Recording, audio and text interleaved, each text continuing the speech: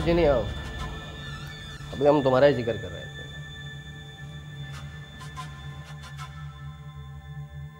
ये ले, नई मॉडल्स की तस्वीरें।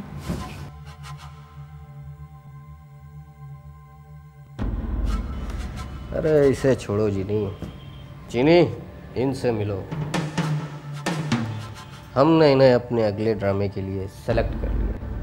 मुगल, तुम्हारी नज़रों की तो दाद देनी पड़ेगी। भाई, हमें अपने अगले ड्रामे के लिए ऐसी ही खूबसूरत लड़की की जरूरत है। एनीवेज, आप लोग बातें करें, मैं बाहर लोगों को देख लूँ। ओके। तो जैस्मिन, तुम्हारे आने से कम मेरी हीरोइन का मसला तो हल हो गया। मुझे भी आप जैसे प्रोड्यूसर की तलाश थी, जो अब मिल गया है। तो ये तय हुआ कि तुम मेरे अगले ड्रामे की हीरोइन हो, मगर मेरी एक शर्त है। कैसी शर्त? वो ये कि तुम ये बात न्याजी को नहीं बताओ, क्योंकि हो सकता है कि उसका चांस ज़रा देर से बने। बोलो, मंजूर है? मंजूर है। और एक बात याद रखना, डील उस वक्त तक डील रहती है जब तक ये राज रहती है। आप बिल्कुल भी फिक्र ना करें, ये हमारे बीच की बात है। मिलाओ इसी बात में हाथ। वाजिद मुगल एक जानिब जैस्मीन को अपने जाल में फंसा रहा था और दूसरी जानिब रेहान नियाजी को शीशे में उतार रहा था, और इस काम के लिए उसकी मेकअप आर्टिस्ट एनी उसका भरपूर साथ दे रही थी।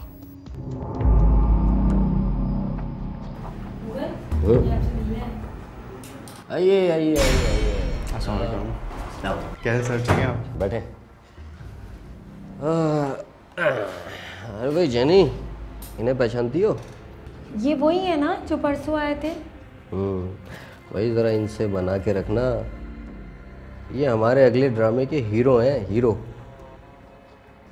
वैसे मुगल, तुम्हारी नज़र की दाद देनी पड़ेगी। तुम पीस बड़े छांट के लाते हो। अरे भाई जेनी, ज़रा कोई चाय पानी का बंदोबस्त तो करो। ठीक है। Thank you.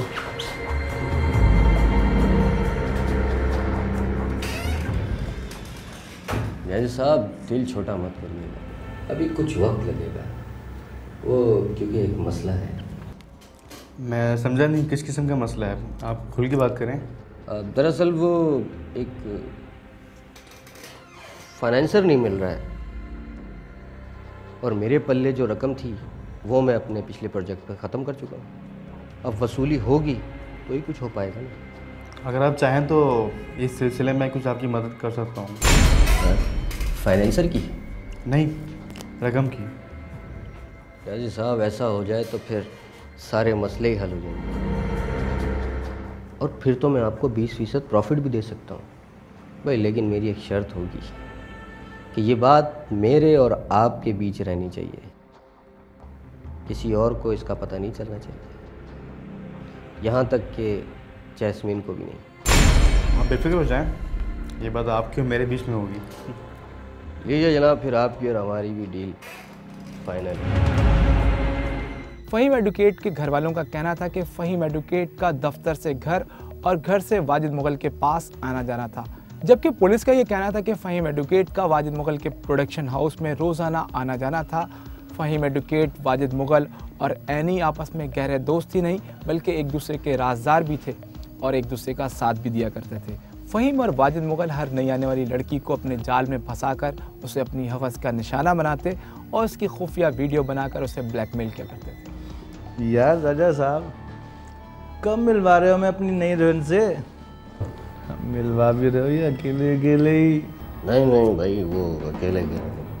दरअसल वो नई बच्ची थी, मैंने कहा कहीं बिदगी ना जाए। यार राजा, तेरे जाल से कोई बच सकता है?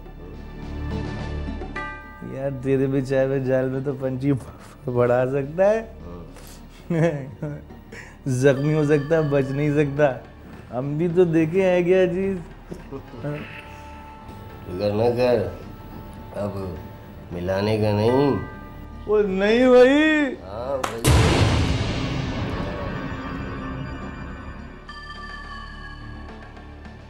मंसूबे के मुताबिक वाजिद मुगल ने जैस्मीन को फ़ोन किया और उसे कहा कि उसके ड्रामे में कुछ देर है, जबकि एक नए प्रोड्यूसर से उसकी वो मुलाकात कराना चाहता है जिसको फौरी तौर पर एक नए चेहरे की तलाश है और उसका ड्रामा बिल्कुल तैयार है।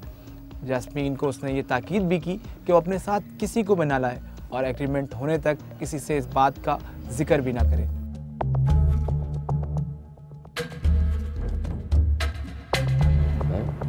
आइए जनाब, आइए जैस्मीन, वालेकुम अस्सलाम। तो भाई ये है हमारी नई हीरोइन। अस्सलाम वालेकुम। और जैस्मीन ये हैं हमारे दोस्त। भाई इन्होंने बड़े बड़े ड्रामे प्रोड्यूस किए हैं, वो भी हमेशा नई कास्ट के साथ। नहीं साहब, नज़र लगाने का इरादा है क्या? वाह भाई वाह, मुझे भी ऐसी फिगर की तलाश थी।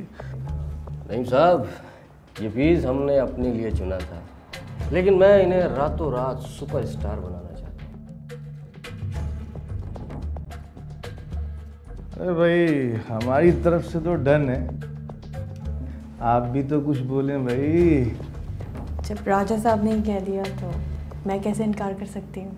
तो नईम साहब, एग्रीमेंट कराएं क्या? अरे भाई, एग्रीमेंट भी हो जाएगा भाई, नया एग्रीमेंट हो और जाम ना हो भाई, मज़ा नहीं आएगा भाई कुछ। ओ भाई जैस्मीन, अपने नए एग्रीमेंट की खुशी में आज तुम हम दोनों को अपने हाथों से जाम पिलाओ। आप हुक्म करें और मैं ना पिलाऊं, ऐसे कैसे हो सकता है? लेकिन भाई हमारी भी एक शर्त है भाई, आप भी साथ देंगी? हाँ, क्यों नहीं। तो नईम साहब, मेरे ख्याल से एग्रीमेंट भी वहीं साइन करा लेंगे। जैस्मीन ने वाजिद मुगल की ये बात फौरी मान ली और खुशी खुशी तैयार हो गई नए प्रोड्यूसर से मुलाकात करने के लिए, और उसने वाजिद मुगल की इस बात की तायद भी की कि वो रेहान नियाज़ी को कुछ ना बताए, मगर वो ये नहीं जानती थी कि उसकी ये मुलाकात उसकी ज़िंदगी को जहन्नुम बना देगी।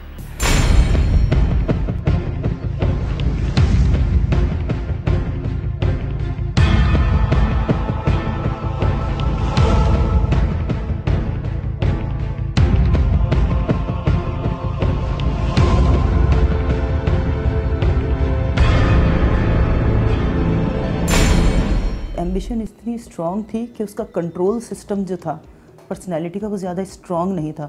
वो बैरियर्स तोड़कर आराम से आगे जा रही थी।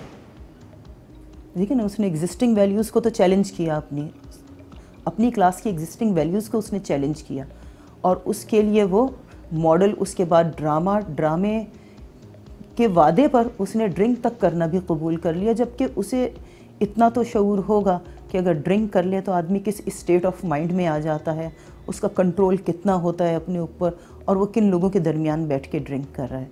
और जो लोग ड्रिंक करके सेलिब्रेट कर रहे हैं तो उनका जो मॉरल वैल्यूज़ होंगी उन लोगों की भी क्या होंगी।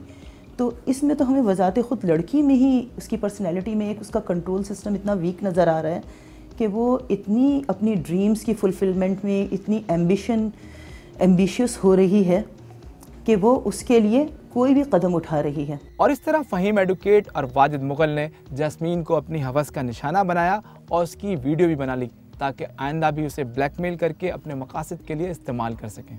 और दूसरी जानिब रेहान नियाज़ी मुसलसल टाल मटूल के बायस अपनी रकम की वापसी का मुतालबा करने लग गया था, लेकिन वाजिद मुगल ये नहीं चाहता था कि एक मोटी असामी उसके हाथों से निकल जाए।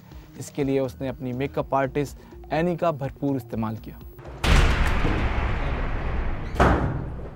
पैसे कहाँ हैं मेरे? देखो पैसे दे दो, मेरे शाबाश है, तुम्हारे लिए अच्छा नहीं होगा, मैं तुम्हें बता रहा हूँ मैं, और ये मेरी लास्ट वार्निंग है। अरे इतना गुस्सा अच्छा नहीं होता। गुस्सा करना पड़ेगा। क्या हो गया नजी साहब? क्या मतलब लोग सुनते हैं?